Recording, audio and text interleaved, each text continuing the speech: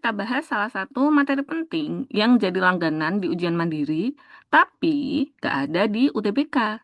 Jadi, kamu perlu belajar dari awal ya.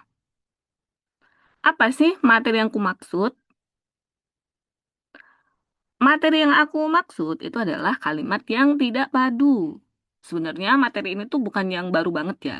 Materi ini tuh terkait dengan paragraf. Gimana cara ngerjainnya? Yuk kita bahas dikit aja materinya. Nanti ada 3 soal. 3 soal yang aku ambil ini tuh dari SIMAK UI sama UMGM ya. Karena materi ini tuh paling banyak munculnya di SIMAK UI sama UMGM. Nah, kita perlu tahu dulu kalimat yang tidak padu itu yang kayak gimana sih? Kalimat tidak padu adalah kalimat yang tidak sesuai dengan gagasan utama paragraf. Jadi kan kita tahu ya, setiap paragraf itu kan harus ada satu ide pokok atau gagasan utama. Nah, kalimat-kalimat lain yang dibahas dalam paragraf tersebut itu juga harus menjelaskan gagasan utamanya. Kalau ada kalimat yang nggak menjelaskan gagasan utamanya, itulah yang disebut sebagai kalimat yang tidak padu. Cara ngerjainnya gimana? Yang pertama, kita perlu tahu dulu ide pokok paragrafnya itu apa. Ide pokok sama gagasan utama ini tuh sama ya. Istilahnya aja yang beda, tapi intinya tuh sama aja. Setelah kita tahu ide pokoknya, yang kedua, kita bisa menentukan kalimat mana yang tidak berkaitan dengan ide pokok tersebut. Gitu. Kita coba ke soal ya. 3 soal ini nanti levelnya itu makin susah. Soal pertama mudah, soal kedua sedang, soal ketiga tuh susah gitu. Jadi sambil belajar, coba nanti kamu pause videonya ya, kerjain dulu, terus baru dilanjut lagi nonton videonya. Oke? Udah siap ya? Kita mulai dari soal yang pertama. Soal yang pertama ini dari SIMAK UI 2019.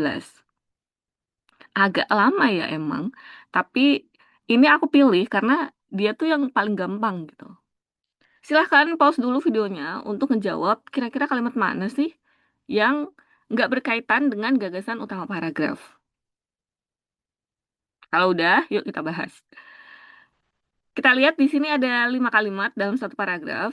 Kalimat satu yang dibahas, jamur yang ditemukan di tumpukan sampah di Pakistan bisa menguraikan plastik dalam hitungan minggu, bukan tahun. Berarti kalimat satu ini tuh inti yang dibahas itu adalah jamur yang bisa menguraikan plastik. Terus kalimat dua yang dibahas itu adalah plastik. Plastik memang telah lama dipergunakan dalam kehidupan kita. Kalimat tiga, Aspergillus tuminensis diketahui dapat memakan jenis plastik poliuretane yang ada dalam dinding. Kalimat tiga ini yang dibahas jamur juga ya. Dan fungsinya nih memakan. Memakan di sini tuh pakai tanda petik. Berarti dia tuh punya makna khusus. Memakan di sini maksudnya adalah mengurai plastik gitu ya. Padahal biasanya plastik membutuhkan waktu puluhan atau ratusan tahun untuk terurai. Nah, ini kan masih ada hubungannya dengan plastik dan jamur tadi. Terurainya ini tuh kan puluhan tahun. Tapi dengan jamur ini, itu tuh bisa lebih cepat terurainya. Kemudian kalimat 5, proses penguraian yang memakan waktu lama inilah yang membuat plastik berbahaya bagi lingkungan kita. Di sini, inti yang dibahas itu kan tentang penemuan jamur yang bisa mengurai plastik. Kalimat 3 ini kan menjelaskan jamurnya. Terus kalimat 4 ini ada pertentangan ya. Padahal biasanya plastik membutuhkan waktu puluhan atau ratusan tahun untuk terurai. Nah, ini tadi berkaitan dengan fungsi dari jamur yang ditemukan ini. Terus 5, ini juga penguraian. Penguraian ini tuh ditambahkan di sini untuk memperjelas fungsi dari jamur baru ini yang baru ditemukan.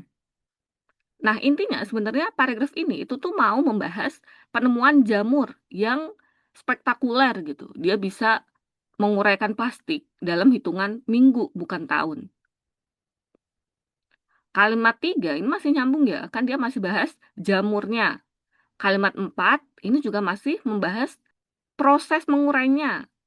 gitu. Ini kan ada untuk terurai. Kalimat 5 ini juga masih membahas proses penguraian. Jadi sama di sini. Semuanya menjelaskan kalimat 1. Tapi kalimat 2 itu tuh ngebahasnya plastik secara umum. Jadi nggak ada hubungannya plastik dengan jamurnya atau proses terurainya.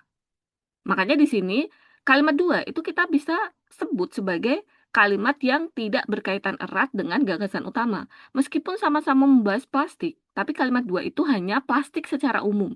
Nggak ada hubungannya sama jamur dan nggak ada hubungannya sama proses terurainya plastik tersebut. Maka dari itu, untuk soal ini, jawaban yang tepat itu adalah B, kalimat 2. Masih gampang ya untuk soal yang pertama. Sekarang kita lanjut, soal yang kedua. Ini juga tingkatannya masih sedang ya, nggak yang susah banget. Paragrafnya juga masih sederhana, cuma ada 6 kalimat. Terus di sini disuruh nentuin kalimat mana yang tidak padu, menyebabkan ketidakpaduan paragraf. Di atas adalah kalimat. Nah, soal ini juga SIMAK UI ya, tahun 2020. Sekarang kita cek, apa sih sebenarnya ide pokok yang dibahas pada paragraf ini? Dampak kebakaran hutan dan lahan di sejumlah wilayah di Sumatera dan Kalimantan tidak hanya dialami manusia, tetapi juga orang utan. Berarti di sini yang dibahas dampak kebakaran hutan di Sumatera dan Kalimantan yang dialami manusia sama orang utan, gitu ya. Ini kan ada tetapi juga, berarti itu digunakan sebagai penambahan gitu. Kalimat 2, susunan DNA orang utan nyaris sama dengan manusia, sehingga rentan terkena masalah kesehatan, khususnya pernapasan. Kalimat 2, ini yang dibahas adalah DNA orang utan dan manusia gitu ya. DNA orang utan tuh nyaris sama dengan manusia. Kalimat 3 yang dibahas adalah kabut asap. Kabut asap yang sudah muncul sejak 3 bulan terakhir sangat memengaruhi kesehatan manusia dan orang utan. Kabut asap ini jelas ada hubungannya sama kebakaran ya. Kan kalau kebakaran itu menghasilkan kabut asap gitu. Nah, di sini berpengaruh pada kesehatan manusia dan orang utan. Saat ada kabut asap, partikel debu dan karbon sisa pembakaran dapat masuk ke saluran pernapasan. Akibatnya, timbul reaksi alergi yang bisa memicu bronkitis akibat menurunnya sistem kekebalan tubuh. Jika dibiarkan, bronkitis akan mengakibatkan infeksi sekunder di dalam paru-paru yang disebut pneumonia. Nah, setelah kita baca, ide pokoknya itu tuh ada di kalimat 1 ya guys, tentang dampak kebakaran hutan di wilayah Sumatera dan Kalimantan yang dialami oleh manusia dan orang utan. Mana sih di antara kalimat 2, 3, 4, 5, 6 yang nggak ngebahas dampak kebakaran hutan? Jawabannya adalah kalimat 2. Alasannya apa? Kalau kita lihat kalimat 2 itu tuh emang ngomongin DNA orang utan gitu ya, dengan manusia. Nah, tapi kalimat 2 ini tuh gak ada hubungannya sama kebakaran. Dia cuma bahas yang terkait dengan pernapasan. Berarti kan umum aja nih. Sedangkan kalimat 3 itu jelas ngomonginnya kabut asap. Kabut asap ini kan dampak dari kebakaran. 4 juga sama, masih bahas tentang kabut asap. Terus 5 sama 6 itu akibatnya dari sisi kesehatan. Maka dari itu, yang menyebabkan ketidakpaduan paragraf di atas adalah kalimat 2, karena yang dibahas hal yang umum, yakni susunan DNA orang utan yang hampir sama dengan manusia. Ini kan agak susah ya, kalau kita bandingin dengan soal yang nomor 1 tadi. Oke, sampai sini benar semuanya atau enggak? Lanjut ya ke soal yang ketiga, dan ini paling susah. Karena apa? Jeng jeng jeng. Teksnya panjang banget, jadi ada 3 paragraf. Terus yang ditanyain ini adalah kalimat tidak padu. Pada bacaan di atas terdapat pada kalimat. Nah, kalau kita lihat opsi jawabannya, di sini tuh ada kalimat 3.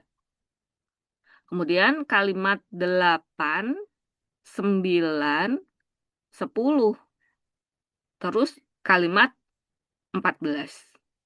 Nah, pas kita lihat opsi jawabannya, ternyata kalimatnya itu nyebar gitu. Ada di paragraf pertama, kemudian paragraf kedua ada 3 kalimat, dan paragraf ketiga ada 1 kalimat gitu. Berarti kita perlu mengecek apakah kalimat 3 ini udah sesuai dengan ide pokok paragraf 1, terus kalimat 8, 9, 10 ini udah sesuai belum dengan ide pokok paragraf kedua. Dan paragraf ketiga, kalimat 14 ini perlu kita nilai apakah dia udah sesuai dengan ide pokok paragrafnya atau enggak. Jadi kita perlu tentukan ide pokok masing-masing paragraf dulu ya. Di paragraf pertama yang dibahas itu apa? Ikan adalah salah satu sumber makan yang dikenal sangat baik dalam mencukupi kebutuhan nutrisi dan gizi untuk kesehatan tubuh. Protein yang tinggi menjadi salah satu alasan kenapa ikan perlu dikonsumsi.